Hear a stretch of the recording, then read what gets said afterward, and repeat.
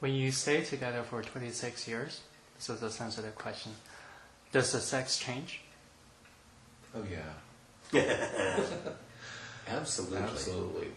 And there are times, this sounds very cliche, there are times when it is so phenomenal that you think, if this had been the way it was 25 years ago, it could be easy to sell long-term relationships. But it definitely falls off. It doesn't happen as often as when you're 21, 22. But he has an incredible libido. The number to call in New Hampshire. Shut up. And we find in talking with other couples, both straight and gay, that there is always the negotiation around sex. No, honey, I have a headache tonight. And that has been an ongoing issue. We have a wonderful sexual relationship together. But negotiating it, experimenting with it, saying no, I don't want, or learning how to ask when you want to have sex, or how to make it spontaneous, or What you could always do is, in the early interviewing process for a relationship, is make sure that the libido matches the same. That would help. No, it doesn't happen. It just doesn't happen. And as you get older, your physical attraction is different, you know. He's not 25 anymore. And I am not 190 pounds anymore. And so your affection and your sexual interaction takes on a very different kind of experience, depth. You know, in some respects, you're less having sex because it's really hot, and more because, you know, it feels good.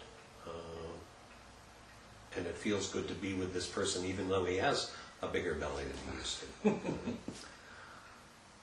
Well, and I think part of that too, just understanding, you know, putting yourself back as the 20-year-old, seeing those middle-aged men, and suddenly now we're those middle-aged men. And thinking back to what I thought then compared to what I know now is pretty stupid.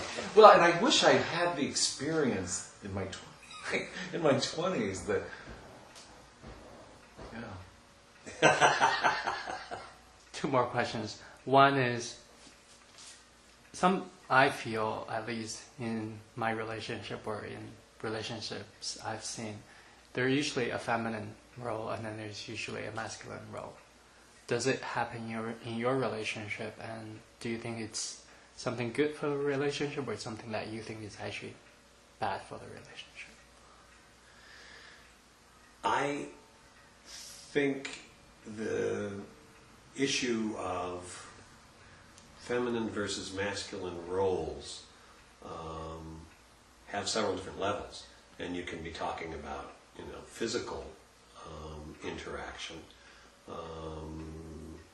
but whether or not somebody's personality is passive or more active or independent or aggressive.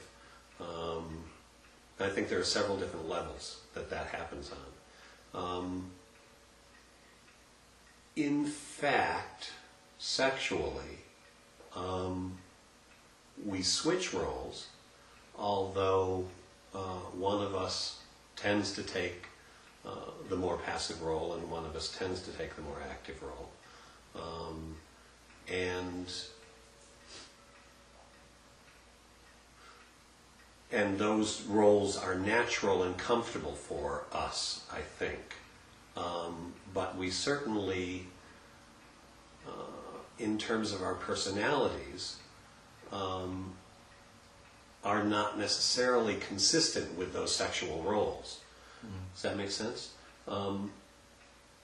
Each of us, I think, is fluid in terms of our passivity or our dependence or our independence or our aggressiveness. And maybe sexually we would like to have more fluidity and switch roles more often. But for the most part, I think one of us is more passive and one of us is more active. Yeah, probably so. I think that one of the things that was true for us from the beginning is as we became more a couple, the roles fell away more. And so it was kind of more a matter of, where are you today? And there became more of a continuum of who needs to be taken care of, who wants to do the taking care of, and I'm talking about emotionally as well as physically, so that we could kind of read each other's moods more. And I think when we were in our other, side affairs, short-term relationships, I was going to say BM before monogamy, that was not necessarily true, because there I think I was had a pretty consistent role, but not so much once we got into a ongoing relationship. That didn't seem as important. So, yeah, I think that for the most part, it's more of an evolving thing.